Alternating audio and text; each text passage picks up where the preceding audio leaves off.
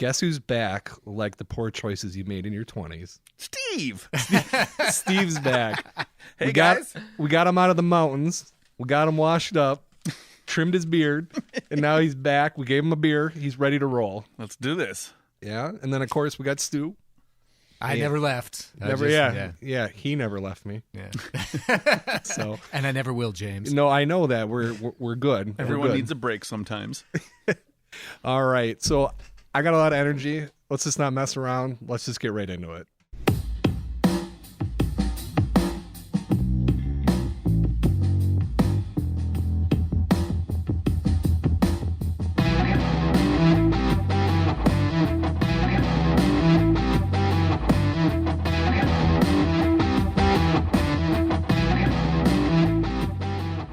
All right, everybody. Welcome to your show where we talk about the music that your dad likes. Just one more record podcast. I, of course, am James Dorn. We got my guy Steve Main. and my other guy Stu McLean. making us sound oh so smooth here at Moonhop Media's studio in beautiful Appleton, Wisconsin. Or technically we're in Menasha, right? Don't tell. We won't hold that against you. So, it's been a little bit since we saw you guys or heard you guys, and we miss you. We saw all of the action going on online. Every week I get updates on where people are listening to us, and we are continuing to have people listen to us all over the world. We're still on some best of lists when we're climbing up the ranks of vinyl and music podcasts. So we appreciate your support. I got to tell you, James, it is difficult being this popular. Yes. I mean, first time in my life. So, all right. So let's have a little bit of small talk. What are you guys into these days? Pick up anything? Just listen to anything on the streamers? Oh, I've scored a lot of records since I've been back. I came back flush with a little bit of cash, so I've had some fun.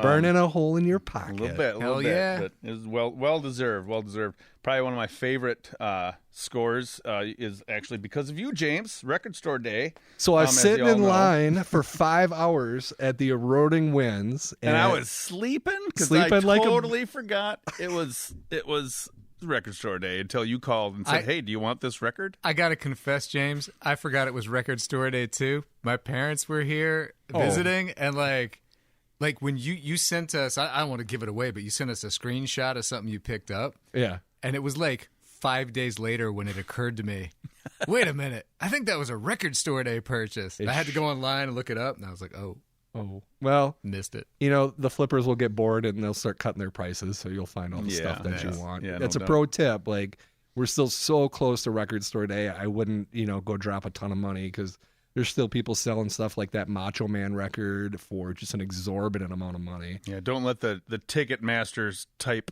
Record Store Day Yeah. guys win. Did you get that Macho Man record? I did not. Ah, The bummer. Eroding Winds did not get a copy of it. I knew ahead of time that Rock and Roll Land in Green Bay, which is about a half hour away. Which we got to make a field trip to We do. one of these days. They were opening at 7 a.m., which would have meant I probably would have had to get there at like 11 o'clock, 10 o'clock the night before. And I'm not about camping in a parking lot.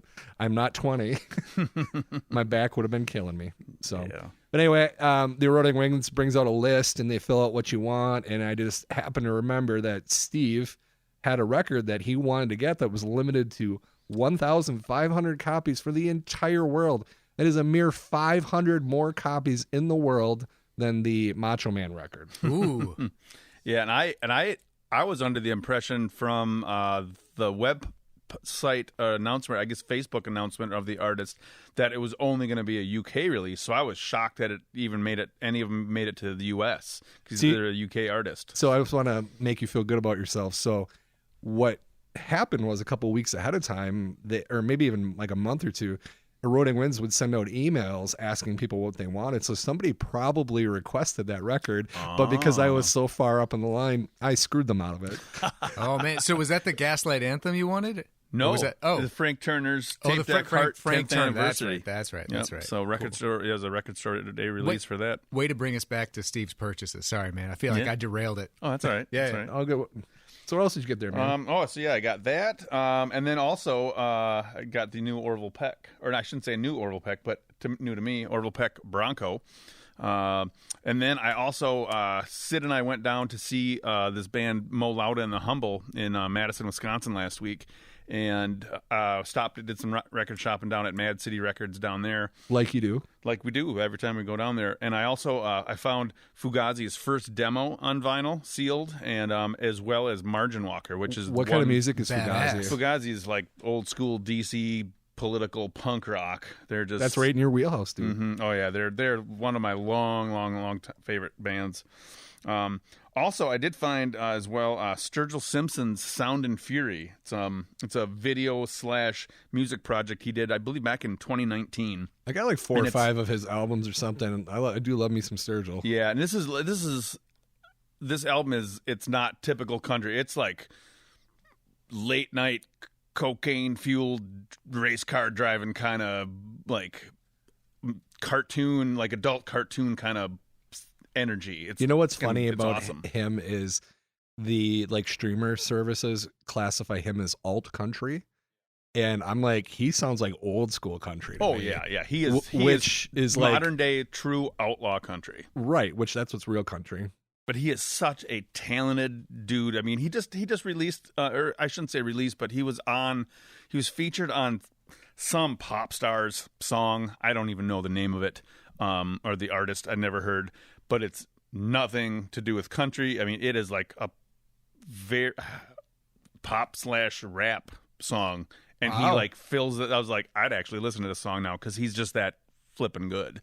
Yeah, he played a song on one of Margot Price's live albums, Live at the Ryman, and it was awesome. Yeah, It's yeah. easily- easily one of my much favorites he's done song. that I've ever been like, everything's like, God damn, this guy's got it. Like whatever it is, and he's just an awesome dude. Like he's completely against the old what do they call the country music awards. CMT or whatever. The gatekeeping that doesn't want like Lil Nas CMA. X and Orville Peck being considered mainstream. So he'll like a couple years back at one of the deals I saw, he put on a free live show out in front of the probably the Country Music Hall of Fame, where I would imagine where they do the show wherever. Yeah. But in Nashville, he went out there and he just played on the street for free and was just like completely bashing the whole Nashville like record industry. I was just like, yes, I love this guy. Did we talk in here about The Dead Don't Die?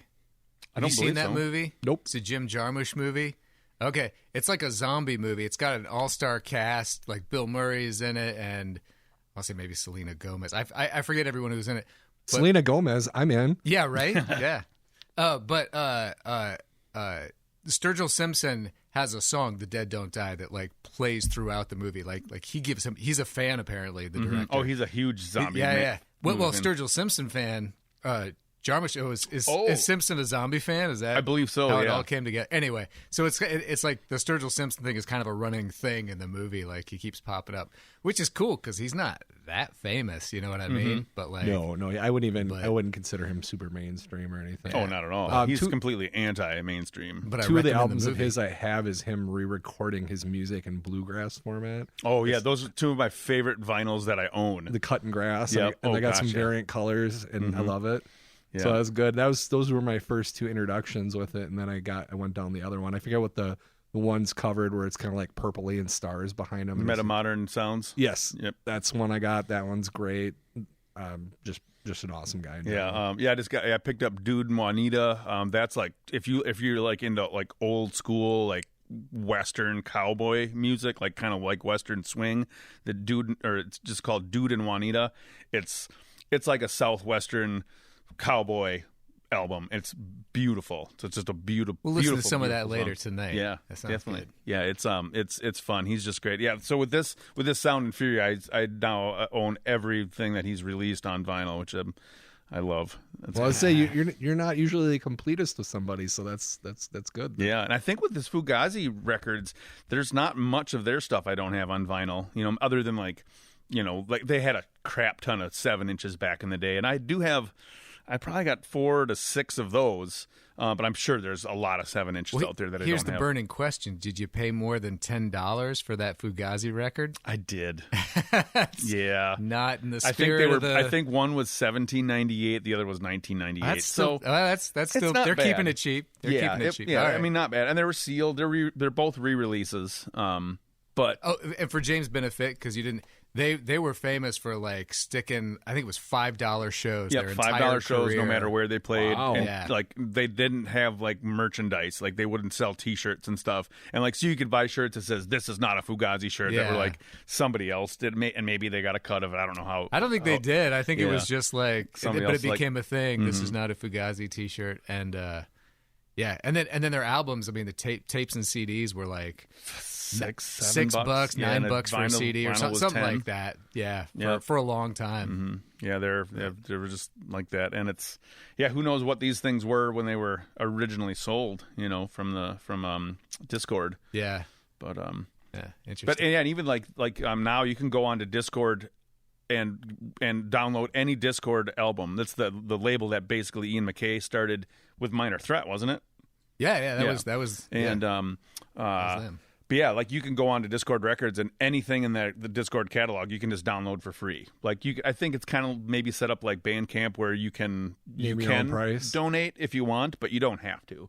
And I'm like, that's just awesome. They're all about just like music is it shouldn't Genuine. be. That's their ethic. Yeah, they just really stuck to it, which is cool. I appreciate that. Not that I begrudge anyone making a buck, but it's Yeah, cool. exactly. It's cool that they picked that and stuck to it. Yeah, for sure. Side thought, going off the rails here again for a second. What we should do is we should each sit down in our own collections and make like the top 5, like what we have high quantities of. Like this band I have is the one that I have the most of their albums, and then just be interesting to see, be like, I got a bajillion Beastie Boys records. I got it. Yeah. Like I believe I have everything Gaslight Anthem has put out on, at least on LP. I have everything Brian Fallon's ever put out on vinyl. Are we limited to vinyl or? No, I don't Okay. think we Okay, need Stu's got an awful lot of Iron Maiden CDs. I got a lot of CDs. Yeah, that's, Maiden. Don't pick on the Maiden. I'm not making Eddie fun will of it. get you. up the irons, man. Pump the Eddie irons. lives under I all couldn't- of our I beds, couldn't man. think of the phrase to support them, so I'm sorry. Not a huge Iron Maiden guy, but I wasn't trying to judge. You never do, James. You never do. You collect your own way. Yeah, exactly.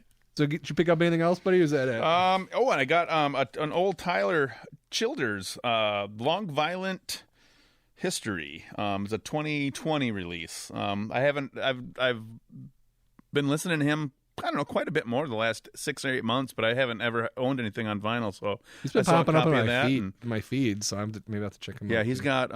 Actually, I do have one other album of his, and I can't think of the name of it. I just bought it, I think, before I left. I haven't even really listened to it. It's like he basically does every song, I believe, in 3 different styles. Oh, okay. And I forget the name of it right now. It's thinking, yeah, I can't think of it. But Interesting concept. yeah, I just bought that, and it's pretty goddamn good. And it's just good it's old school like hillbilly Appalachian kind of style country. Where you just came from. No, I was in Montana. That's the Rockies, dude. Yeah. Oh, I was gonna say I don't know geography. Never finished geography. No, not very well. It's Appalachians on the other side of the country. Oh, okay.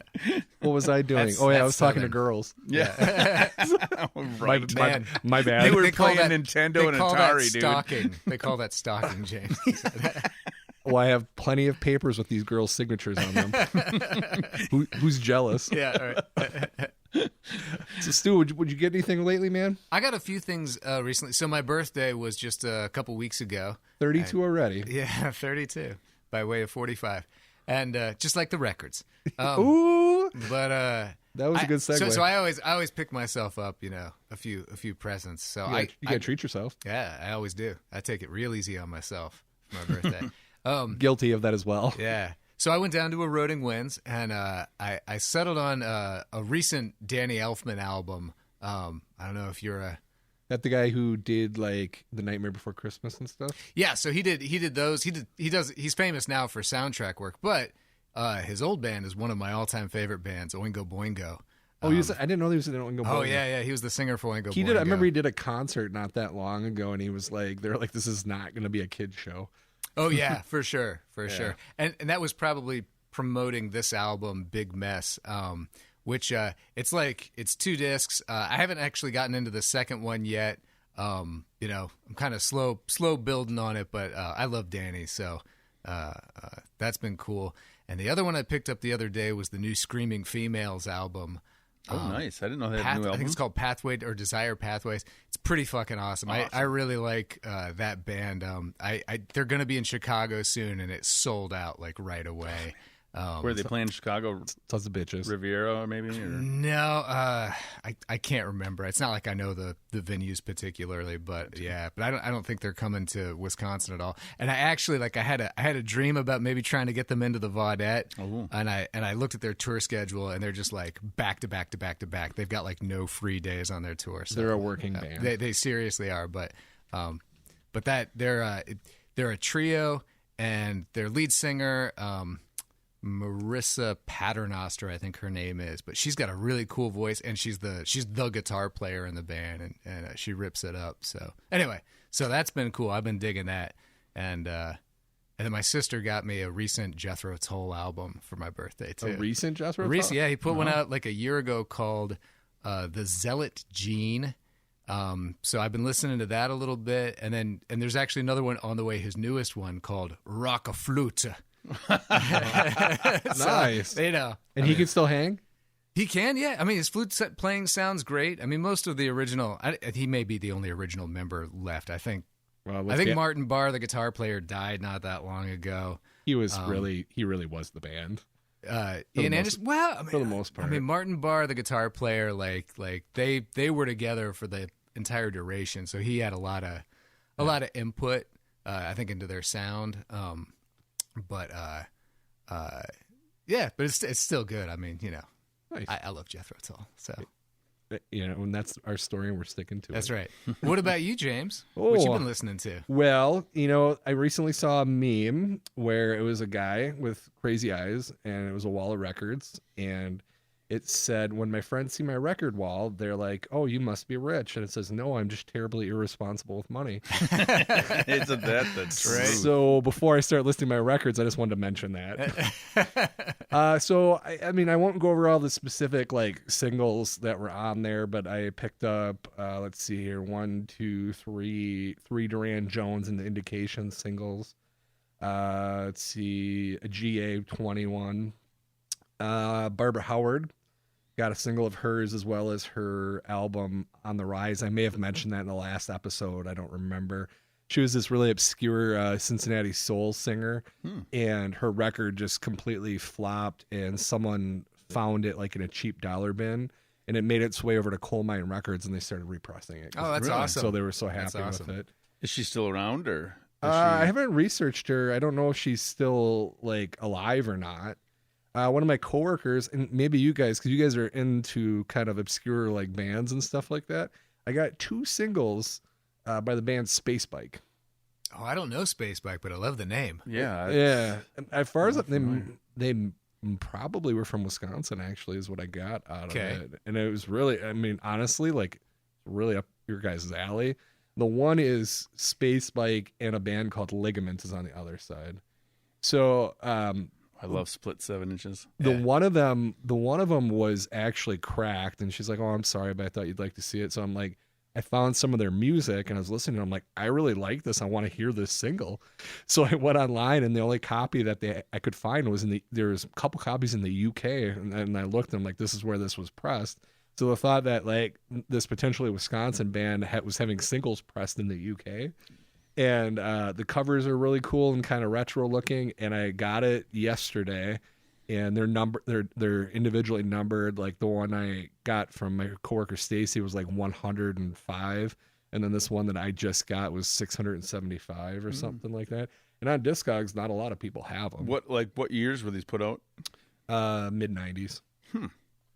So yeah, it's definitely a kind of aggressive. I don't want to say damn the establishment punk music, but definitely high energy, and nice. You can kind of see not necessarily Oasis, but akin to that kind of energy when they were rocking out and stuff like that. Okay, there's a lot of bands that came out that in the 90s. It was a great era for a lot of that stuff. Mid-90s. And really, we were only ever hearing about new metal and stuff like that.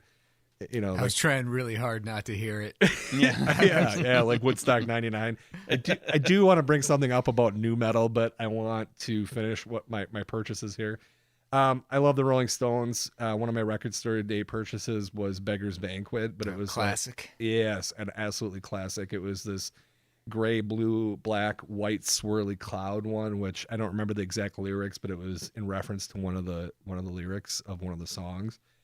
And when you get a band that's like at the level of like the Rolling Stones or the Pink Floyd, and they have these classic albums that are getting pressed, one of the things I really appreciate is they're always extremely flat, no imperfections in it. Like these guys know that like this is a classic ass album. We need to like make sure these copies turn out good. Yeah, true. So that was good. The reason Steve got Orville Peck's Bronco was because I got a special version of Orville Peck's Bronco that's actually on gold, like a gold metallic. No extra content or anything with it. It's just I love Orville Peck that much that I wanted that special version that I paid more. So I get the scraps. Well, you didn't have it. So Yeah. I got Eric Carr's Rockology, which was released previously. However, what was special about this, besides like the orange translucent black and white, and then like orange, like there are two different colors. Like one was like orange and gray. They actually redid the cover to be in the style of Kiss's 70s albums where they all did their solo album. Eric Carr was the guy who replaced Peter Criss in, I want to say it was like 80, 81, something like that. And he was in the makeup and he was the Fox. And then he stayed with the band all the way up until they started doing like metal stuff. And he arguably was the best drummer that was ever in Kiss. Just hands down, extremely talented. And they redid the cover with his makeup. And then on the inside, they actually had a poster because the original Kiss albums came with posters. Mm-hmm. It was a Fox poster in that style. So it was really, really quite nice. My understanding of this album is it wasn't finished when he passed away of heart cancer. And Bruce Kulick, who was also in Kiss before the original band got back together, he actually like finished these songs with it. Really? Like he added guitar parts, he cleaned them up, and admittedly some of the recordings on this are a little rough, but the big thing that I learned from this was he's actually was incredibly talented. Like his music that he was writing was easily on par, if not better than anything that Kiss was putting out at the time. And the thing that kills me about it is they would never ever let him bring songs to the table. Oh, really? Yeah, they treated him like he was an employee. Did he sing as well on one of their albums? Like, did he? He would do versions of like Beth and Hard Luck Woman, if I remember correctly. Okay. But I don't think he sang lead on any song. They had some power ballad that came out. I think the album was called "Hot in the Shade." Yeah, or something. Forever. That was the one. That was That was Paul Stanley sang lead That was on Paul. that. Okay. You know what happens when it's hot in the shade at my house? What's that? Oh yeah. What are you drinking there, buddy? Little cabin, or actually a little Totally Naked by New Glarus. Shout out to Wisconsin. That's right. Stay dehydrated, buddy. So that album was great. I got that T-Rex Japanese released album that was a compilation with some extra stuff on it. It was originally only released in, I think, like 1976 in Japan. The back of it is completely written in Japanese. It's on pink. Only 140 gram vinyl, but if you recall back to when we talked about weights of records, that's technically considered to be a high-end, pressing. I got the Black Keys' first performance at it was the Live at the Beachland on March 31st, 2002. They had released this on their website. I missed it. I didn't get it. I thought I was never going to get it because all the flippers were going crazy with it. And then they announced this version for Record Store Day. Oh, no, I was going to ask if it was a Record Store Day release. Right. Awesome. That's a cool find, man. And I'm proud to say that every single record that I did end up purchasing went up by at least $20 or in some cases doubled in value. Yeah, I just saw that Frank Turner one on eBay for $64.99. Yeah. And I didn't do much of a deep dive on it, but And then it wasn't a record. Oh, and I got All Directions by the Temptations. And then this was not a Record Store Day release, but I got Gladys Knight and the Pips, Neither One of Us, for $5 at the Eroding Winds. That was a big buy. Nice. I was Nice. proud of that. So all in all, I felt this was probably one of the better Record Store Days. like release wise. Awesome. It worked out good for me. I didn't even have to get out of bed early. Yeah, me either. Well, you guys are my boys. Like if I knew Stu wanted something in particular, I would have grabbed it for you. Well, I mean, I'll go back and I'll next time I'm in the store, which hopefully is soon, because a couple new album out today, the new Damn Darkadelic, which I will be talking about next time.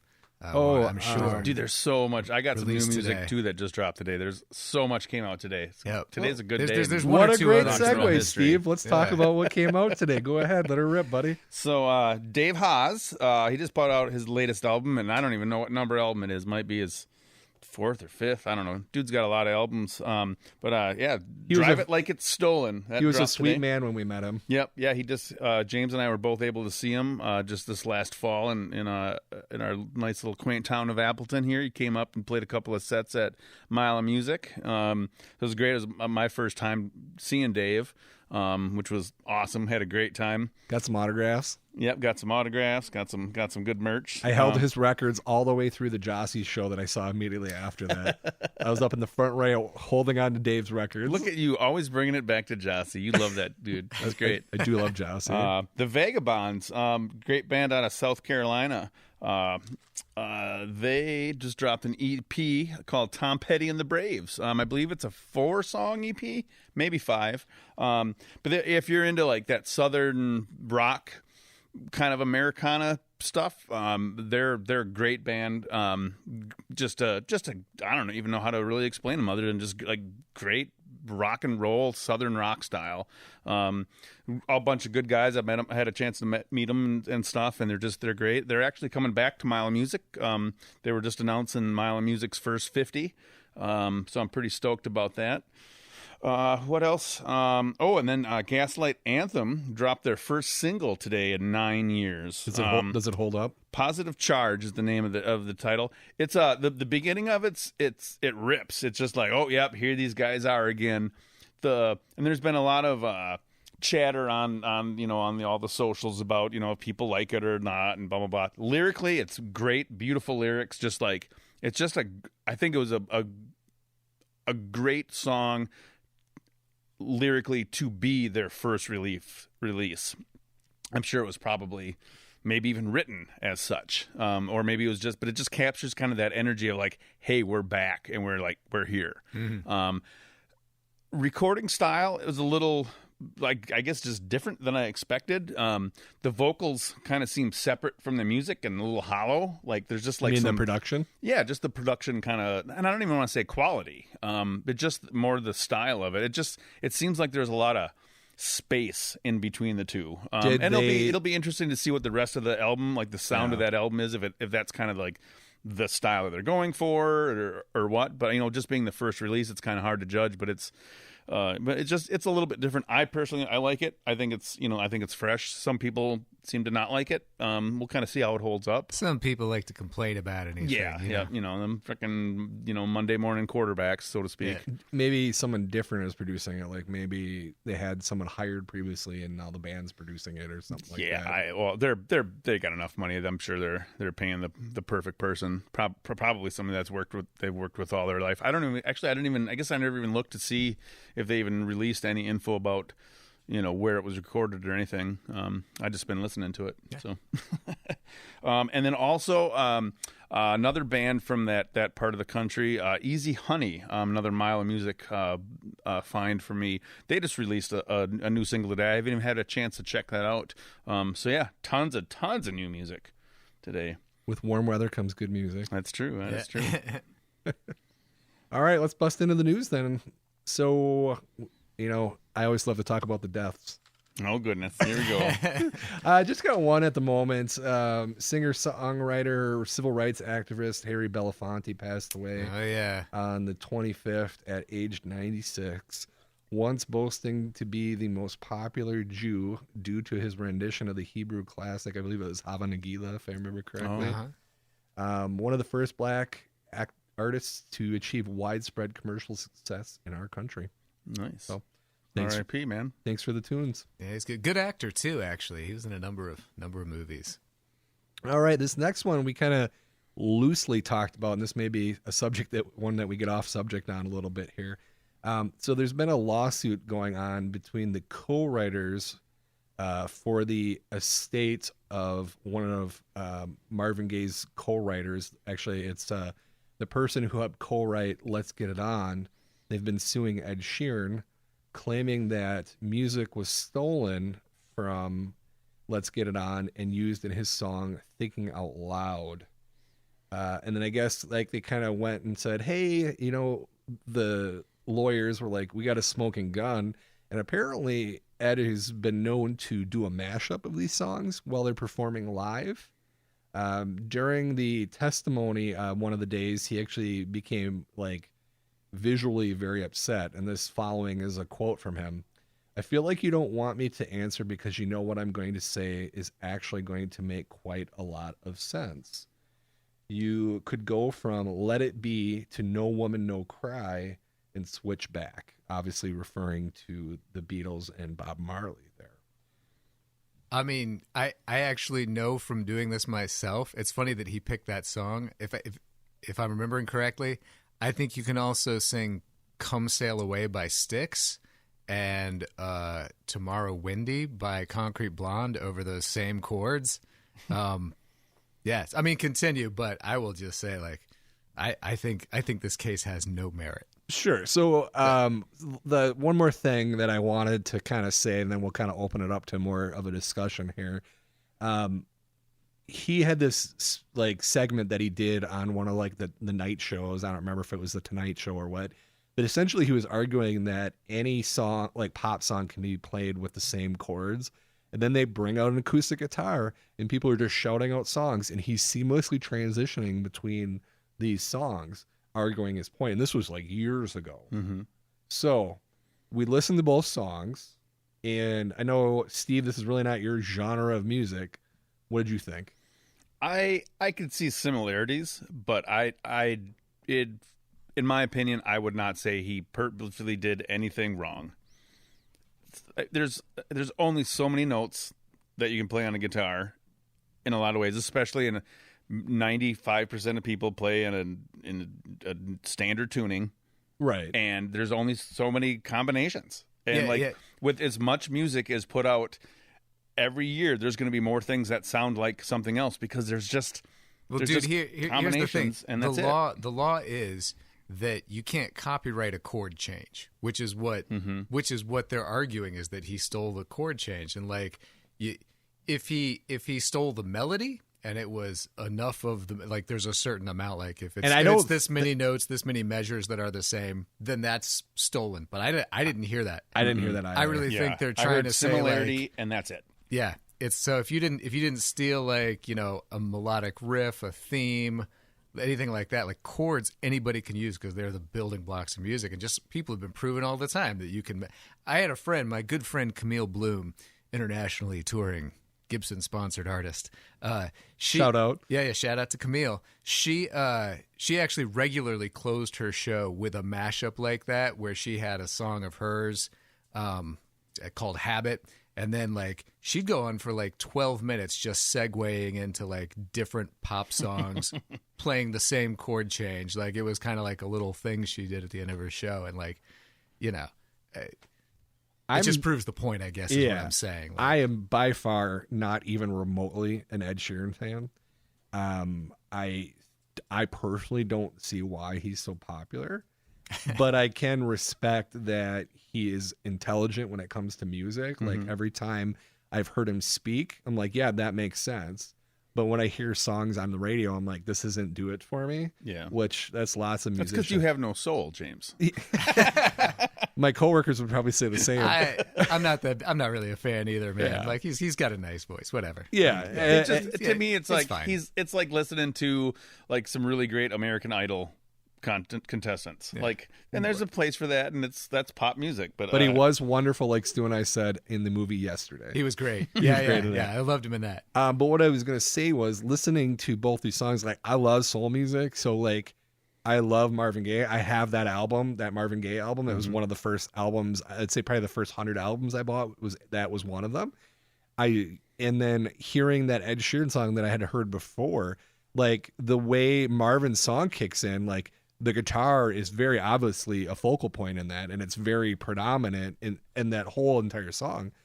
A lot of what Ed's doing is he's tapping on his guitar, like making like a subdued kind of almost beat to it. Mm-hmm. And he's focusing more on his vocals. And at most I can hear a passing resemblance to it. Like it's not like, I'm not good musically. I don't play any instruments, but I can barely notice it. Now, if you want to hear like a song where someone lost a case like this, Flaming Lips, if you like those guys, they actually one of their favorite song. My favorite song of theirs lyrically is a song called "Fight Test." It's like, I think it's the first track off Yoshimi Battles the Pink Robots.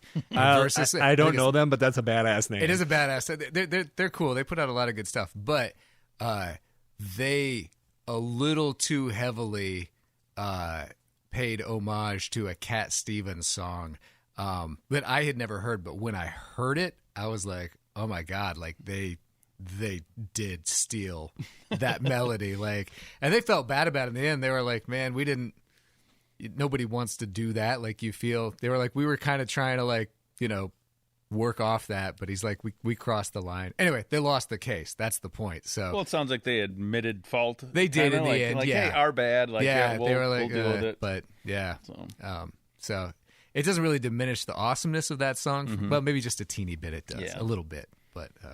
Well, I mean, there's other more prominent songs I feel like that are even closer. Like even, let's say, I don't know, maybe the last 10 years, like Jets, Are You Gonna Be My Girl, and Iggy Pop's Lust for Life. Like, those two sound very similar. Oh, do they? I don't know the Jet song, so. Oh, well, maybe after we're done with this, we will play that for you. Yeah, let's do it. And they've it's an Australian band, basically practically a one-hit wonder that never really caught on. I love that album. I bought a European Music on Vinyl copy of it. Great album in my mind, but they've very clearly argued the case that, this is not Iggy Pop's Lust for Life. But when you hear it, it's hard to argue it's not. And shout out to Iggy. I don't think he's ever gone after them for it. Really? Yeah, I don't think he has. I mean, maybe it's been a long time since I've looked it up, but I also don't expect Iggy to be the type of guy. He might just not care that much. Yeah, he might. I mean, he has made so much money off that song in his career, like already. And he's kind of anti-establishment too. Like, he doesn't strike me as the type of guy that's gonna like fight over money. Probably doesn't want to waste his time. Right. Yeah. Well, maybe he's just honored. I mean, maybe. Maybe he's just like, oh, that's awesome. Like, that is a good song. Like, even they're trying to use it. Yeah. Whatever. All right, turning the eye over to the politics. Lady Gaga will be co-chairing an arts advisory committee to the president. Gaga and 24 other entertainers and academics will be advising the president on cultural policy. 24? Yeah. That's fascinating. Do you remember when Donald Trump could only get Kid Rock and Ted Nugent in the White House? That's you remember that? Right. Because that's all he could get. And this committee dissolved under Trump originally. And that's who he deserved, Kid Rock and Ted Nugent. Well, as far as I understand, Kid Rock still loves him some Trump. Yeah. So he can have him. Yeah. I'm sure you guys have probably paid attention to Roger Waters in passing here and there, huh? For the good old former Pink Floyd member. Yep. It's been ruled that he can play in Frankfurt after German officials had been trying to cancel his upcoming May 28th show. The officials in Germany cited their reason as being his persistent anti-Israeli behavior, and they called him one of the most widely spread anti-Semites in the world. Waters will be playing at Festhalle, which was one of the sites where thousands of Jewish men were rounded up before they were sent to concentration camps. Mm-hmm. So I looked up because I didn't want to speak about Roger Waters and not at least like see some of the things that he said. He argues that he's not an anti-Semite, and I'm like, he like posts like shots on the wall during his concerts talking about resisting the Jews, like Israel and stuff like that. This guy's I think he's an anti-Semite. Do you? Like, hands down, no question in my mind. Interesting. I have not delved into this, so I am like you. I'm probably wading in very precariously here, but I would say I think there is a very definite difference between opposed to the Israeli government and being an anti-Semite. But he talks and about a lot of people like to conflate the two because it's politically advantageous for them to paint someone else as an anti-Semite. Oh no, there's tons of Jewish-based organizations that are like speaking out against him like widely, and he's okay. Yeah, no, he's said some pretty inflammatory things about just in general, like making it sound like that the Israeli people are trying to corrupt everyone and they have an agenda. I can't even speak to that, man. So I'm not even going to argue. I'm and that's exactly saying another observation that I have made. So, I do agree with you though that the lines can be blurred, and that's an easy one. Yeah, I'm just Sweden over here, baby. Well, on to a more happy note. April 25th, 2023, Butch Walker had announced on Atlanta's 99X Marvelous 3 was getting the band back together, and they're even going to record a new album, and they were going to reissue the Hey album. Well, this last weekend, they said that they finished recording the album. They posted up 500 copies of the Hey album, which, if you haven't ever heard that album, it's wonderful. And they were only going to do 500 copies of it on silver. 150 of them were going to be signed by the band and come with a T-shirt. But unfortunately, it was $100, and I didn't really care for the T-shirt, so I did not order that one. Yeah. And then it was so incredibly popular that they're like, "Hey guys, don't worry, we're going to press more." And then they did a whole bunch more on Tangerine Orange. And then they're like, "Hey, we're not going to tour, but we're going to do a show in Atlanta at the Tabernacle on the 27th of October." Well, that thing sold out in record time, and they're like, "Hey, we're going to add the 28th." And then guess what? That one sold out in record time, so like, we're going to do the 29th. And that's just amazing. Wow. I love me some Butch Walker, and that just was a good day when I was following all of this on the internet. Yeah, it's been a good spring for music in my book. Oh, absolutely. Now we just need Butch Walker to release the Marvelous 3's other 2 albums and his first 2 albums on vinyl, and maybe reissue his Sycamore Meadows because there wasn't very many copies of it. I have it, and you're not too demanding. It's just a small wish list. It's a small wish list. That is the record I spent the most amount of money on. Was that Butch Walker record? It's $200 for just that one album. Wow, money bags over there. Oh, that was my grail for a long time. Yeah. So shifting the direction, and now maybe Steve said he might not have one of these, but one of the things I wanted to talk about was thinking about maybe like when you were a child or a younger person, like what's your first memory of hearing music and just getting really excited about it and getting really into it? Like it kind of almost woke something up inside of you. So I'll tell you mine, and you guys can think if you got one or not. So just kind of going to my background, like I grew up pretty poor. Okay. So I was in this little town, like way out in the country at my grandparents' house. And I was maybe 5 or 6 years old. I was getting into this truck with my mother where the floor was so rusted I could see the road underneath me. And I would later drop my marble in through the hole on the floor. I remember this very clearly. So I remember this song came in on the radio with this kind of fast cymbal and this organ kicking in. And I almost instantly remember wiggling my little butt in the seat to that song because I wasn't in a car seat because it was the 80s. Right. This song, of course, was Break On Through by The Doors. Oh, wow. And I remember saying, "Mommy, who is this?" And she, of course, answered. It's better than saying, "Mommy, can I go out and kill tonight?" Yeah. And I said to her, I go, "I really like this." Yeah. And that I just remember how like that just brought like a huge amount of joy into me, and I never ever remembered ever being that excited about music again. That's awesome. Yeah. Wow. How old were you? Maybe 5 or 6. Wow. Yeah, like That's pretty I was intense. That's thinking good. about that all week, like after you mentioned it, and I was like, I can't really think of a pinpoint like pinnacle like that. Like I'm kind of jealous of that in a sense. Cause we always had music on in the house, and my mom was a big piano player, and like she played organ at church, so she was always practicing. And my sister was 4 years older than me. My brother was 6 years older than me, and like they always had instruments, from band and whatnot. And so there was just always music around. So I just there was like, for me, I can't think of like a point where I was like, ooh, I get it. It was just music was always in my life. Like my granddad, I remember like some of my first memories hanging out with him, milking cows. He always would play polka for the cows because he said they milked better. Because they would, and you could literally see these cows. They would kind of like almost like jot to the rhythm of the polka music while they were milking, and it was just like I was like, oh my god, he's right. I do have 2 polka records in my collection. Ooh. Only 2? What kind of Wisconsinite are you? They were recorded. They were recorded in Manitowoc. Wow. As they should be. 100% of the polka in my collection is Weird Al. So That's okay. You're from Florida. You don't count.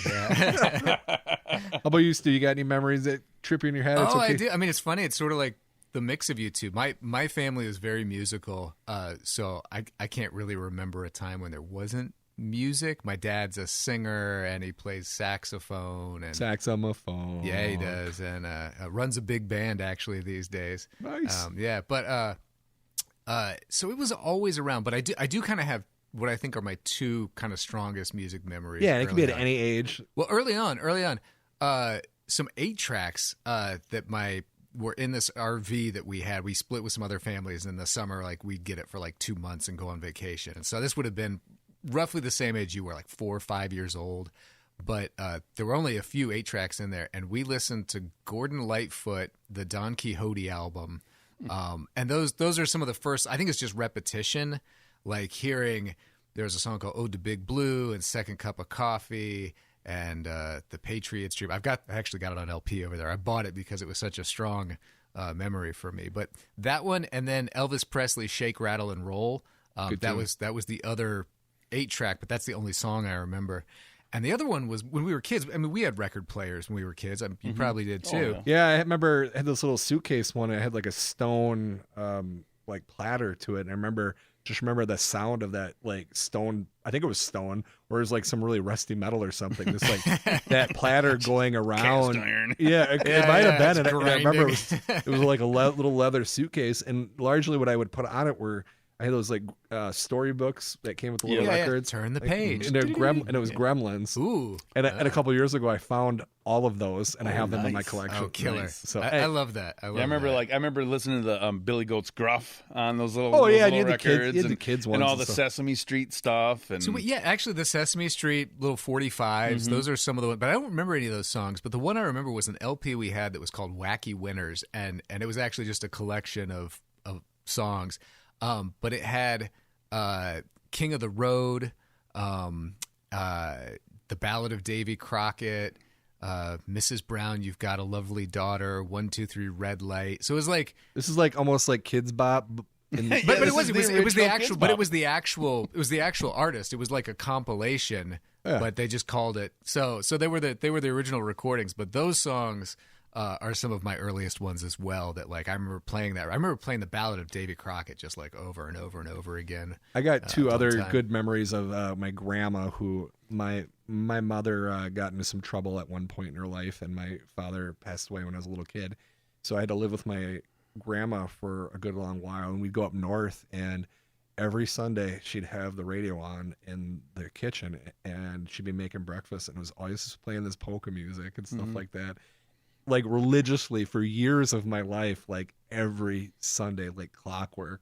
Wow. And then I also remember when I'd be over at her house, like during the summer for long periods of time, she had this like cassette boombox, and she'd be busting out like Boxcar Willie cassette tapes and Nice. stuff like that. And I'd be like, "What's that?" And she'd like, "Boxcar Willie." And I remember too, another time we'd sit and eat dinner. This is when I was still pretty young, and she had one of that beautiful lime green fridge that everybody had in the 80s. And she had a TV and like a radio on top. And I still remember hearing Friends in Low Places by Garth Brooks for like the first time in my life. And I remember her singing, like trying not to like sing it out loud, but she was just vibing with it. So It's yeah, a catchy tune. absolutely.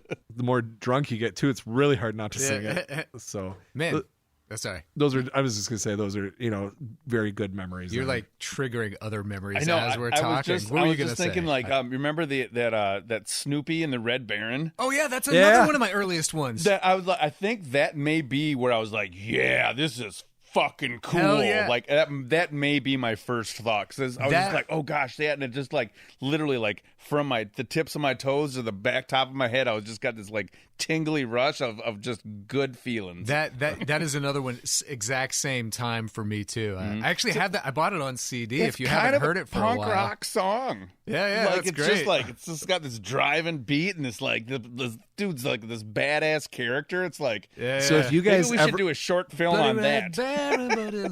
I feel like you guys should do a 7-inch record of you guys playing that. We should. Snoopy Deal, the sucker. Red Baron. Yeah, it sounds awesome. I'll sit at the booth and pretend like I know what I'm doing.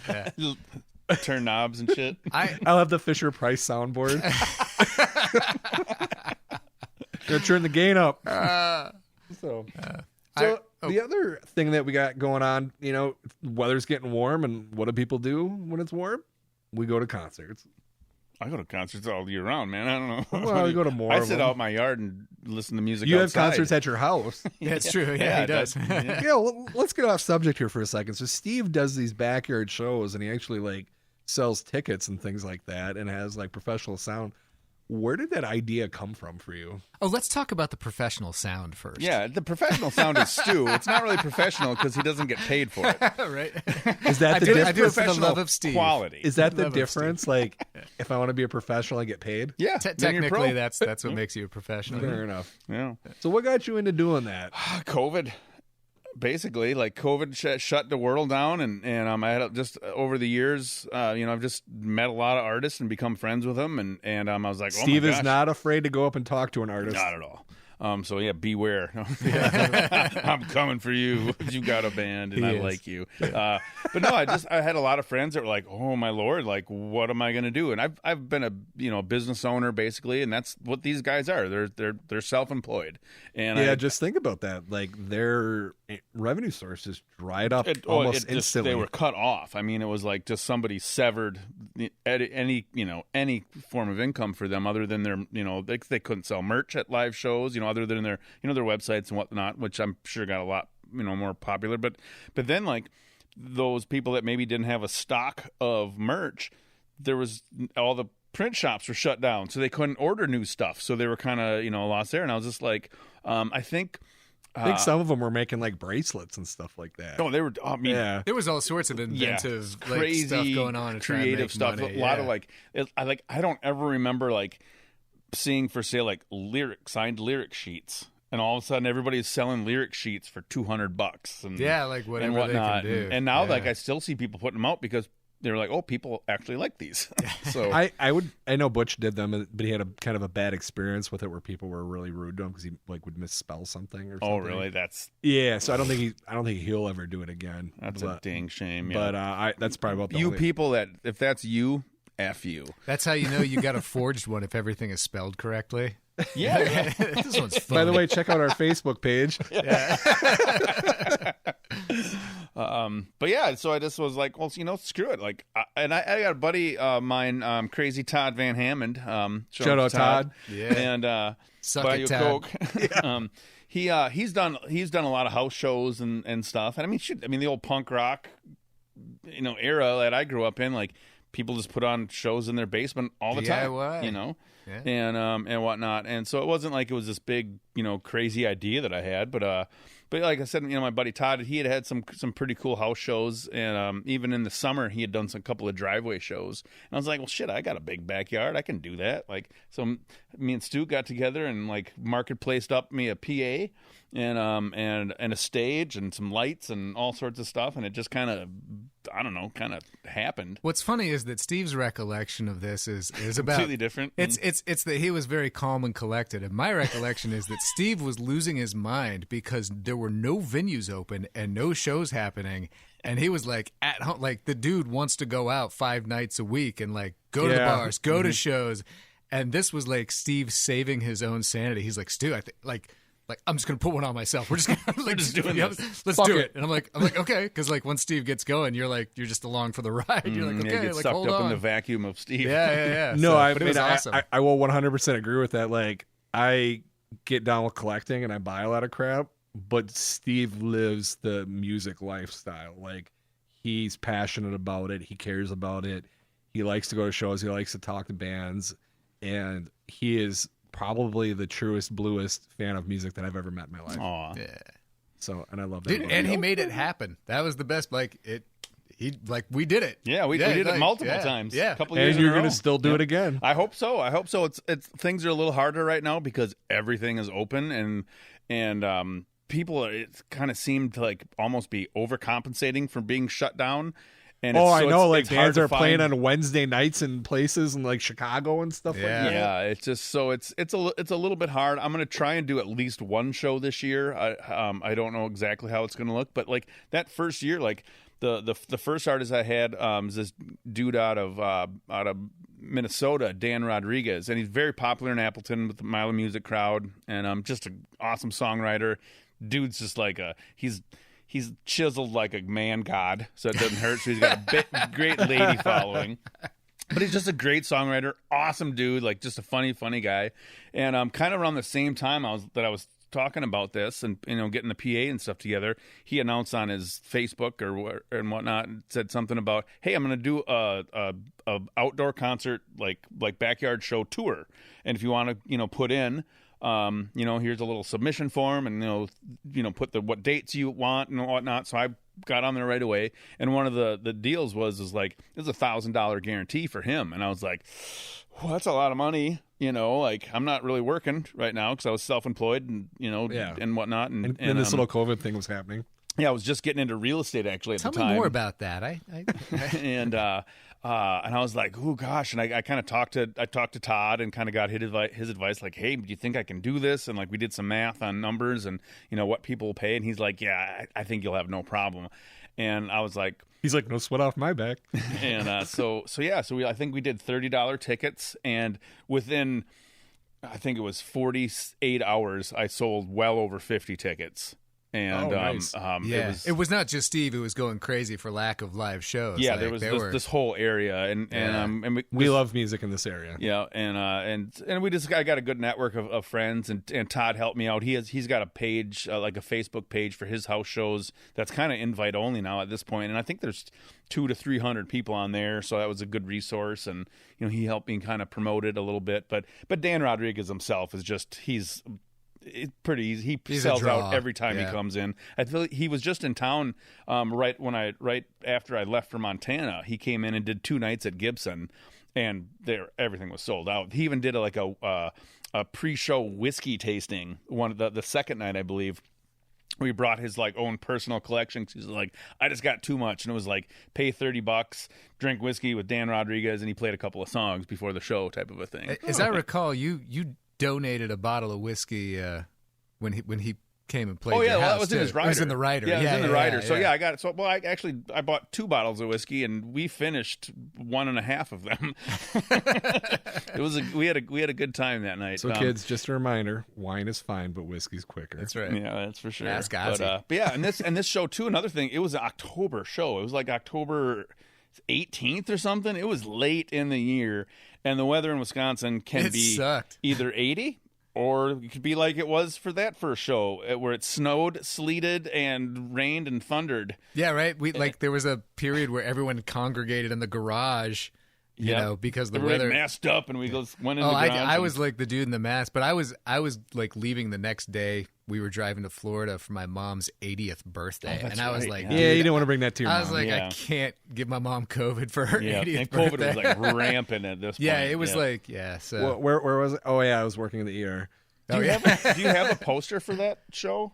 I can't for remember Dan the date Rodriguez. No, I don't. Because that must have been October of 19. No, it must have been. It was October of 20. 2020, I believe. It had been shut down. Yeah. So, but the show. I mean, other than the rain, and then we had another local favorite, Kurt Gunn and Amanda James, Girl in the Gun. Girl in the Gun. They opened. They were super cool. Oh yeah, that was awesome. And your neighbors were just on board with this right out the gate. Yeah, I went around and I kind of knocked on doors, to the people within direct earshot, and we have a fairly older neighborhood, a lot of retired people and whatnot, and they were all like, "Oh, that sounds great, Steve!" Like everybody loves Steve. So. Everybody loves Steve. Yeah, And they were just like, "Oh, I have to open my window and listen." And Got that rock and roll show going on. so yeah, it was great. And I think we were done before 9:30. It was later in the year, so it was it got dark early or whatnot. But it went off without a hitch. Dan even had said he was like, it was the best first house show that he's ever played. Like, the best, like somebody putting on their first house show. Oh, I got you. The best first one that he's ever done at somebody's house. And he's High played five, a lot Steve. Yeah, I was like, oh, that's awesome. It's good. Because the guy he plays quite a few house shows. He does Yeah. these little house show tours. Even he just did one, I think, this last summer.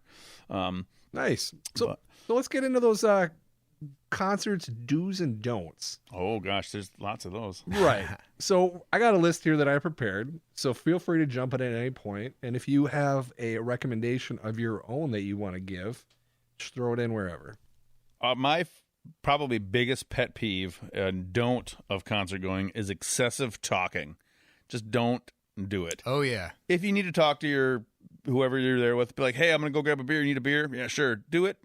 Talk to each other ear to ear. Don't fucking announce it to everybody. Don't sit there and tell everybody, I love this band so much and I haven't seen them since a crow's ass landed on a pig's butt and blah blah." Like, we don't care. I feel targeted. We don't care. Like, listen to the song.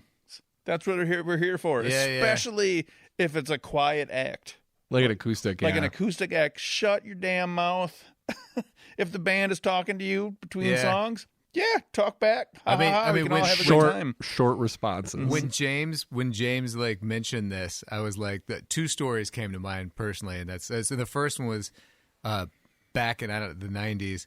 I was at an Ani DeFranco show, and like I was right behind these two girls who were like probably just out of high school, and they were clearly there just to like kind of make, because it was a cool place to be if you were a lesbian, but like they fucking just like made out and talked during the whole show, and then occasionally like Ani would say fuck, and they would be like woohoo, and then just keep talking, and that was so irritating. I was like, dude, some of us are here to hear the music. So that's like the one show that stuck out to me. Like, man, like, don't come here just to make the scene and then like ruin it for the rest of us. Go hang out in the back if that's what you're doing. Yeah, and Mile of Music here, there, the local festival that we talk probably a lot about. They've created a pretty cool culture around here where they'll put up signs that literally say "artists working," like shut your mouth, basically. And it's and like there's a lot of, like, even at the festival, they have specific venues that they label as listening room venues, and they will ask you to leave if you're one of those talking persons. Other places, bars and stuff, where they tend to do more of the rock shows and whatever, they don't have those listed as listening rooms, and so you're gonna have some of those. It's accepted. I mean, like, and with the people loud talk band, some. It's it's a little bit different because you can be 4 feet away and not hear what some guys talking about typically. This was the first Mile of Music like I went to for a prolonged period of time because I always had to work, just like I have to freaking work this coming one.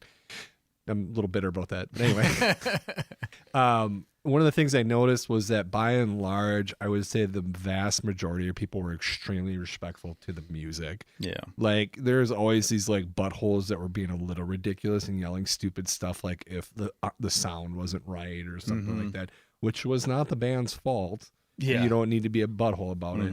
But Yeah, usually like this equipment's been literally like getting 100 hours of use in a 4-day period. Amps burn out, fuses break. Yeah. Lots of people in and out, lots of sets. I mean, they do 45-minute sets, and it's set after set after taking set. stuff down, putting stuff back up, stuff gets missed. Stuff gets unplugged, whatever. Like. Oh, it's a feat for the sound guys too, because they'll have like a sound punk guys act like and followed by like a folk act, and you got to adjust. I will say though, like, you can tell the sound guys that have some experience and the ones that don't. Oh yeah. Like the worst. So I went and saw. Steve's gonna love this. I went and saw Jossie every single time. But when they played at Rookies, the Rookies show was an exceptionally bad one. Oh, really? Like feedback, stuff was getting disconnected and things like that, to the point where the like the mic would be hot half the time. Like he'd come up to sing on it and it would be so loud, like you could see him like jerk back from it and stuff like that. Yeah, I don't know if I saw any shows at Rookies, so I don't. Yeah, and the stuff would cut out. Stuff would be too quiet. You couldn't hear him singing half the time. It was really bad. I even talked to the bassist the next day, and he goes, "Yeah, we quickly learned why they were called Rookies." Well played. Ooh, Yeah, touche. so that was good. So either way, I think people around here are pretty dang respectful of the musicians in general, I would say. My understanding is that like we have a good reputation among traveling musicians for that reason. Oh Like, yeah, when I this was in area Nashville, does. like one of the guys that was in a band in the bar, he goes, "Yeah, I'm going to be at Mile of Music. I know exactly where Appleton is." Nice. Yeah. Nashville, they carry strong here to Appleton, that's for sure. That is for sure. So my first don't, and this is a fairly common one, especially with the younger crowd, don't take pictures or film everything. Don't watch a live concert through a screen on your phone, and don't force everyone else around you to watch the concert through the tiny screen on your phone. Yeah, very true. I get you want to have a memory. I don't think there's anything wrong with that, but sometimes I go to these shows and there's literally somebody taping the entire thing on their phone. Yeah. I'm like, Yeah. why?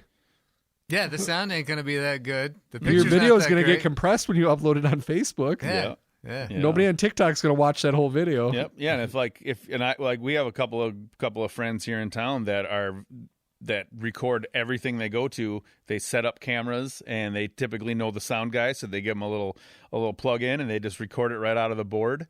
And they'll record the live room and edit it in. And so it's great because I can just be like, "Hey guys, I need some footage of this show," and then a couple of weeks I give them a burnt CD or some sort of file format saving device, and they fill You're it trying up. to say thumb drive. Thank you, thumb drive. But I I'm think not a very technical guy, especially after 6 weeks up in the mountains. I lost all my city savvy. I just feel like if you're watching through those screens the whole time, you're missing the point. Yeah. You're missing the vibe. Oh, Exactly. Totally. Just stay home and watch YouTube because there's a lot better quality videos on YouTube. Right. And also a lot of the same shitty videos that you're taking on your phone that other people have wasted their money to go and record. I mean, and while we're at it, like stop watching great movies on your tiny phone too, man. Like go watch them on a big screen, like a big boy. So my next one, I mentioned this. Do I get a turn now? Oh, absolutely. Go ahead. I Or apologize. Stu, do you got one? Did you do I mean, one? I told my auntie to Frank. I got only one more that I'm really thinking of. But. This is kind of more of an advice. It's kind of more of a don't do it to yourself thing. It's not even about other people. Don't get too ripped when you're seeing your band, like your favorite band, especially when you're seeing them for the first time. That's my number 3. My number 3 says, handle your high, don't get sloppy. There you go. Yeah, I grew up on the Descendants, and I'd never had a chance to see them. I had a chance to see their sister band, brother band, all a time or two, but I never nice. got to see like the true the true Descendants band until they like came back in the late 90s. Was it 97, 98? Yeah, with Everything Sucks. Everything Sucks Yeah. tour came out, and I was living out That's in a great Seattle title. area at the time, and we got to see him at the Rock Candy, which is like one of my all-time favorite venues. And we go up, and at the Rock Candy, it's a cool little like L-shaped stage, and then there's the kind of a matching balcony. And the only place we could find room was up in the balcony, because it was just such a packed show. And I forget who even opened for him, but we got there and we were up on the balcony, and some dude was passing around a joint, and it was some amazing herb. And and I smoked probably 7 hits of it or something, and got just completely ripped so high that I literally was.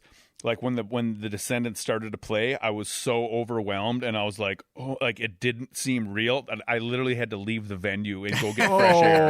And I'm outside. I'm like, but the Descendants are playing. But I'm like, but I can't handle people. And it was this weird internal struggle. I was able to get back in and saw the show and enjoyed it, but there was a good 20 minutes that I missed because I just got too ripped. I saw a Superchunk show once that I don't remember Superchunk, at all. That's like, a I don't name remember I haven't heard in thing years. from that show. Same thing. Yeah. Yeah. Yeah, so that's just more advice than a. So don't moral do of the it. story, don't get so much stuff on board. You're going to act like an idiot. All right. No one needs you puking or passing out. No one needs to see you getting hyper aggressive and starting fights. Either, Yeah, 'cause that's that that also sucks. happens. Oh yeah, that yeah. Don't fight at shows. So Unless you're at a skinhead show, fight them fuckers. Yeah, fight those guys. yeah, I think you're supposed I to. mean, right? I love oi punk. The sound of it. I don't particularly care for the messages. There's a great memory. I was not at this show; a friend was, but the Boss Tones played in St. Pete at Janus Landing, and they called out the skinheads in the audience, like, "Hey, where are the skinheads?" And they raised their hands. They were like, "We can get the fuck out of here right now." Nice. I love the Boss Tones. Props for that. Yeah, I've been saying the F word a lot this show. I'm sorry. That's okay. We got an Mom. option to add Yeah. explicit to what I uploaded. Okay, That's totally fine. You got your hand on the beat button. If I'm you all want. like jacked up on coffee and yeah. So I had two little short ones specifically from this last Jossie show, which he came back for not New Year's Eve, but the night before New Year's Eve. And so they had these kind of like chairs. It was an indoor ballroom at the hotel. The whole middle area was open like a normal concert. There's a stage and everything like that. And then there were multiple rows kind of coming out in a V shape off on the side for people to sit down on. So at one point, this was not when Jossie was playing. This was one of the opening acts that I wasn't vibing with. However, were real popular with a certain group of people around here. There was this lady, and she sat down on the chair next to me, and she promptly fell asleep. To the point where I took photos of her, and she was like slumped over in this chair, just laying there, and I'm just like, just texting people. I'm like, handle your high, lady, blah, blah, blah. But Did you eventually, check a pulse at any point? No, I can see she as was- a medical professional. nope, Right, yeah. I was drinking, so no, I didn't. So, no, I eventually went and got some of the security people that were working the show, and one of them very nicely came over and started talking to her to like help her wake her up and stuff like that. And she eventually got up and walked. I don't know where she went, but she was pretty bad. Was that like the heroin nod, or was she just like No, I think she was drunk. just drunk? She was drunk. So, Yeah, I don't think there's a lot of heroin going on at Mile of Music. I don't yeah, know, this man. was technically Yeah. a Mile of Music event because Oh, it was put okay. on by them, but it wasn't actually Mile Oh, of like Music. one of the 'cause it was- off mile type of deals. Yeah. So then the other one later that night. So of course, Jossie, I got right up front, dead center. There were these two teenage girls that I remembered over the summer seeing them at Jossie shows. They're big Jossie fans. Like I'm talking like under 21 for sure. And they're drinking sodas and things like that. And I was directly behind them, and they were fine. They were appropriate. They were enjoying themselves. I have nothing bad to say about them. To the right of me is a man that's probably, I would put in his mid 40s, and his girlfriend, who clearly, or girlfriend or wife, remembers a time when she used to be hot, because she acts like she used to be hot. And I think she was at my high school reunion. and she's literally slumped over the edge of the stage at one point, like shaking her butt, kind of twerking at him. And mind you, this woman in her 40s. At And her he- husband or at Johnson? Her husband. Okay. And he's like, essentially like dry humping her from behind. Yes, I remember this story. Yeah.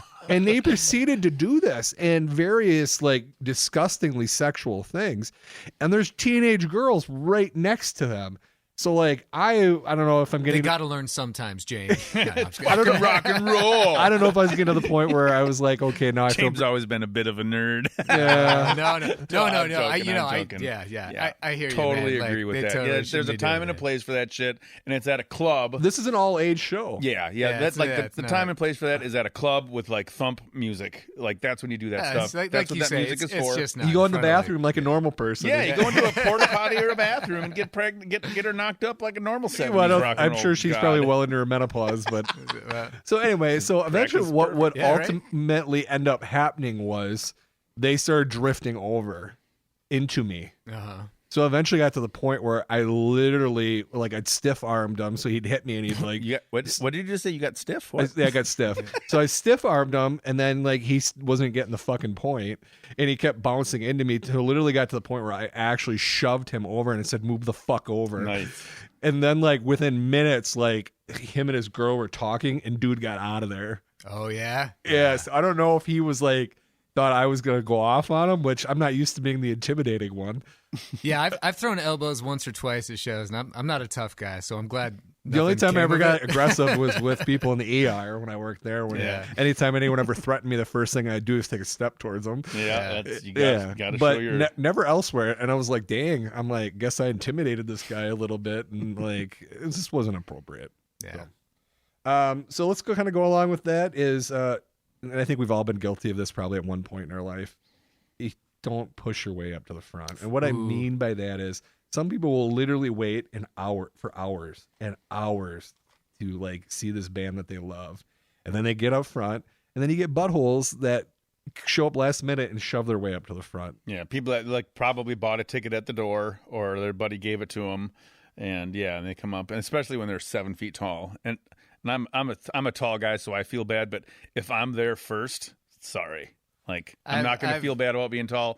But if I do get to a show late and I kind of I'll work my way. I'll find spots and I'll be cordial about it. You get closer to the front. I definitely don't look like I'm going to stand here because I can. Like, I'm not that guy. Well, when we went to go see like Butch Walker this last time, and we were like around this group of people, and I remember this couple like shoved their way up to the front, and we all almost in unison, and none of us were talking, crowded the shit out of these people, and they got uncomfortable and they freaking left, and then we all laughed about it afterwards. Yeah, because we'd been there. I mean, we got there basically like with doors. I think we were like some of the first 15 people in the door. Right, and then they let the VIPs in, so there were still people ahead of us, but we were pretty close to the front. We were like third row, basically. Essentially, like that, something like that. Yeah, and then there were some people that were wearing masks and stuff like that, and people were crowding them, and it's like, you don't need to be a dick about it. Yeah. You know? Like, we weren't wearing masks, but I tried to be respectful of that with them, because they, I don't know their story. So, but like I said, I've definitely done that in my time when I was younger. I mean, me too. But I would also say, as we've all kind of tried to like work our way up, but if somebody like says something to you about it, I saw someone like try and at a Sonic Youth show try and be like, dude, we're just trying to get the front, and the guy was like, hey, I've been standing here for 45 minutes, and like, because this is where I want to be to see the show, like, So I kind of feel like if someone, I don't know, approaches you about that or like confronts you, like, don't be a jerk about it. Just be like, yeah, okay, like I know. Yeah. And I will like with that off of that too. Like I'll every now and again, like I'll as a parent when I was first bringing my kids. A lot of times people like kind of let us like, oh, hey, you can let the short people up front, and like etiquette like that, I think is awesome. When people are like, oh, hey, like, oh, you're just a really, really tiny little person. Like, you got to be inclusive. Here, get up here. Like you can stand, like I'll do that as a tall guy. Like, yeah, you can stand in front of me because I can see over you by 1.5 feet. So I don't really care. As long as I'm not getting further away from the band by Which much. people will do that. But yeah, I was thinking this is a great concert due. So I have not been in the very front for many shows, but one, and I got there like an hour early, was Archers of Loaf, if you know those guys. But they did a reunion tour several years back in Seattle. I went to the show by myself. I had no friends who liked them. One of the Butch Walker shows I went to by myself. I was Yeah, I had an awesome time, like because I could actually just go stand up there for 45 minutes, and no one was like, "Let's move back." Anyway, someone was buying me beer by the end of it. Like, hey man, let's go share a picture. It was killer. Like I was just up front the whole show. I'm singing. There's all these great guys like around me. And then, like, I learned this from a guy next to me. Towards the end of the show, like, he turned around and he grabbed somebody from behind him and, like, switched spots and was like, hey, man, you be up in the front of the stage. And it was like learned to be like, I saw that and I was like, oh, man, that is the thing if it's your to do. buddy, yeah, absolutely. And then I did that to the guy behind me. I was like, after a minute, I was like, yeah, like, I've seen enough of this show from up here. Like, I can move back. And he just had the happiest look on his face when he realized what I was doing. That's he was cool. Like, no way. I've actually never it made seen me feel really good. I've never seen someone do that. That's actually really cool. Well, yeah, I like saw someone do it, and I was like, I should do that too. Like, you just got 12% sexier, Stu. Yeah. And if for those of you who hadn't seen Stu, he's a pretty sexy guy already. Stop. That's why we call him Magic Mike. XXS. Wait. I got another good do since we're on the positive note of do's. Yeah. Right. Get to the venue as early as possible if you can. Like, get there so you can get your good seat up top, so you can pick your spot. Yeah. That falls under my do. Plan ahead. Always allow for time for drive. Plan for tolls. Know where you're going. Know where you're going to park, and have cash in case you need it. Mm-hmm. And another one, and this is one of my favorite tricks, wait for the band at the end of the show. Like, I've met some great artists just waiting out by the tour bus. Sometimes it takes an hour and a half. Sometimes But you can get have set some- lists. Sometimes you get set lists. Sometimes you get concert posters, T-shirts, set lists. You get it all signed, and it's great. And you know, like first time I met Frank Turner. Actually, I guess it's the only time I've met Frank Turner. But I had only gotten into him a couple years before. Finally got a chance to see him down at the Sylvie. And I had some friends say it takes him a while to get out, but like he will sit and talk to people.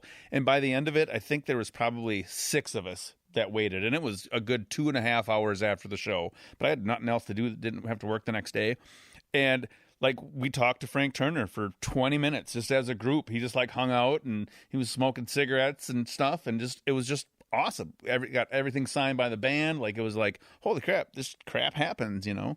And just like around here when they have shows, the bands just kind of expect to hang out with people after. Well, 'Cause I met it's- Radke in front of the Paper Valley Hotel. Yeah, I'm just strolling by, and they're just chilling out in the front, and I'm like, Mm-hmm. "Hey, happy birthday to the I think it was the drummer." It was Oh, yeah. And they're like, they laughed and they thought it was funny, and then I got a little ways away, and I was like, I should have took a fucking picture with them. They're coming back. They're going to be at Appleton Beer Factory. yeah, like they've any been minute here now, I twice forget. now, Oh, and, that's I, right, and that's I right. always work. Yeah. Oh, Ah, goodness. Well, yeah, it's- Yeah, so that I was a need good show. I saw them last so one, you might be yeah. getting that rock and roll pneumonia, right? So- or I could just get a new job. Yeah, there you go. There you go. So One other that I have is find the sweet spot for sound. Like I'm it's something kind a of lot of people don't think about. I'm kind of a front row slut, so to speak. Like, I'm a I do front row love slut. being right up in the front row, but a lot of venues, especially when you get to know like your favorite venues and venues you go to, like, you can kind of tell where the sound is going to sound good, and a lot of times it's not right at the front. No, you're gonna Because miss a lot of the You're vocals. in front of the main speakers where the vocals and all the high end comes out. You're typically just like got bass in your gut. And it's great for pictures and stuff, but like not always for sound. A lot of times 4 or 5 rows back, you're still pretty goddamn close. You can still get spit on, catch guitar picks, all that kind It of stuff. depends on what you're there for. Like, if it's like a hardcore rock show and you're there more for the show of it, Yeah. then yeah, be up front. But if it's something there where you're like, man, I just love this music, then you're at 100% right. Yeah. Maybe that's not the best place Yeah, to and be. sometimes even like right, go sit right in front of the sound guy because he's gonna have it sounding the best for where he is. So that's like a great pro tip. Years ago, I saw the Avengers. If you know those guys, they're like they were a punk band from the early '80s and still around, and at least at the time they were. This is just a tip. I thought I snagged a great spot in the venue because nobody was standing there, and I was like, "Oh, this is close." Penelope starts singing, and like the sound is just piercing. It was like the spot in the venue where like people just knew like don't stand That's there because the like the access sound. point. Oh, it's like my ears were killing me. Like, yeah, it took me a while. I'm kind of a I don't know how to put this. Like, when I'm at a rock show, like, I like to be overwhelmed with everything. Like, if there are gonna be pyrotechnics going off, I want to be close to those. I want to feel the heat in my face and Yeah. stuff like that. I want to get burned. You I have want some people- sweat I- dripping on you. if I want my ears to hurt and Yeah. stuff, like, for like a rock show. Like, now, like, say something else where it's the artistic side, and no, I want to appreciate that, but rock, for whatever reason, it's like I need to get beat up a little bit when I'm there. You know, like, if it's not loud, it's not good. Yeah, That's where Yeah. I'm at. All right, my next one I got is be respectful to others. This one is a huge one, and a lot of men are guilty of this. Do not use the crowd as an excuse to cop a feel. Oh, exactly. That is absolutely effing disgusting. Yeah, it's not cool. Yes, that is not being inclusive. That's not being respectful. These women, these guys, if you're a guy feeling up another guy, or whatever the case may be, nobody's going to be turned on by that. Mm-mm. Just don't do it. They didn't come to this concert to be a sex object for you. Very good point. So then another thing too is like, don't push unless you're in a mosh pit. Like, there's no need for that. And then don't spill your drink on other people. I've definitely had that happen a lot where people like practically dump beers on me. Yeah. I saw. I'm gonna clear. I saw Black Sabbath on a reunion tour a few years ago, and there was a dude who was Nice by. sweatshirt. He was right. And I'm wearing my Black Sabbath hoodie. I was listening to that album earlier. Oh, were you? Yeah. Yeah, nice. Anyway, there was this dude. He was like talking to us before the show. He's like behind us, super friendly, whatever. But like, you could tell later, it's like, oh, he knows what kind of concert goer he is because he's being really nice to us right now. This guy had a voice like a foghorn, and he just like yelled, "Aah!" Like half the show was just listening to him just like yell, and it was really not cool. But he made everyone around him like didn't want to call him out because he'd like been chatting us all up before the show. He's just and then a nice he guy. apologized afterwards. I was like, "Oh, So I'm real he knew sorry. what I he get was up excited." to. But the dude knew, and that's- I guess maybe it's on me. Like people were shooting him looks, and he calmed down a little bit after a while. But like it was like half the show, man. Like Yeah, and that's you know. and with the culture that I was mentioned before with the Mile of Music around here, like I've gotten to the point where I have no problem just turning around and being like, "Hey, you need to shut your fucking mouth yeah, because we're here to hear the people up on stage, not you." And 9 times out of 10, people like they either just shut up or they walk away. yeah. You know, it's funny, like when you go to like a festival type of thing, like Mile of Music, there's very clearly like different groups of people. Mm-hmm. And maybe you identify as one of these over the other. Like there's the person that comes out, they plan ahead, they scout everything, they know who they're going to see, when they're going to see them. They may or may not even drink depending on how the day goes because they're like, I'm coming to this to see some music, and I Mile of Music is definitely a marathon. and I got a plan.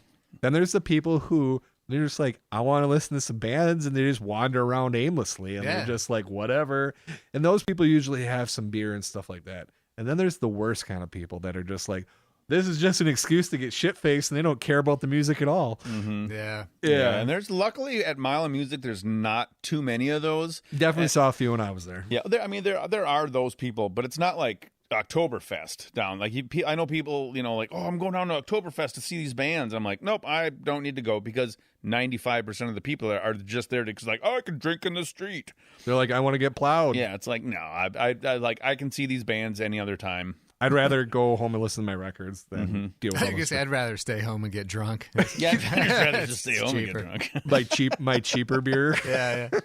So, talking about alcohol, make sure you hydrate. It can get really hot in that crowd. Reminder, booze dehydrates. Dress appropriately. I know I got pretty bad swamp crack, and like my inner thighs were tore up at this last Mile of Music. And then, wear comfortable shoes. Even when we went and saw Butch Walker, I had really nice shoes on, but we were standing for a long ass time, and my legs were killing me. Oh yeah. So, only bring the essentials in. You don't need to bring your purse. Steve often brings his purse in. You probably don't really even need Because your it's full of beers. It's my beers purse. and edibles. Consider leaving your phone in the car. Like, honestly, do you need it? Maybe not. Maybe you do. I don't know your story. Bring your ID, obviously, and then my most important one. Do you have more? Because I want to save this one for last. If you- No, that's. I think we pretty much covered it. All right. It's mostly boils down to don't be a dick. Don't but, be an asshole and take care of your shit. But this is my biggest, most important. Do get into the music. Heck yeah. Oh, yeah. So, all right, guys, that's all I got for you. So, again, we appreciate the support. Make sure you check us out on our Facebook page, Just One More Record Podcast. We want to grow the show. So please make sure you give us reviews and, give us that 5-star review wherever you find us. And if you don't think we're worth 5 stars, don't leave us a review at all. So, Nice disclaimer. yeah, absolutely. We're on Instagram, right? Correct. We're on Instagram. We're on YouTube. No video yet at this point, but you can listen to us on YouTube. We just got tons of stuff all over the place. You can email us at justonemorerecordpodcast@gmail.com. There's a link to that on our Facebook page. I'd love to hear from you. I'd love to know what you're spinning. If you got any stories you want us to read on the air, we will do that potentially. So Is there anything else you want people to remember, James? just remember, there's always more vinyl.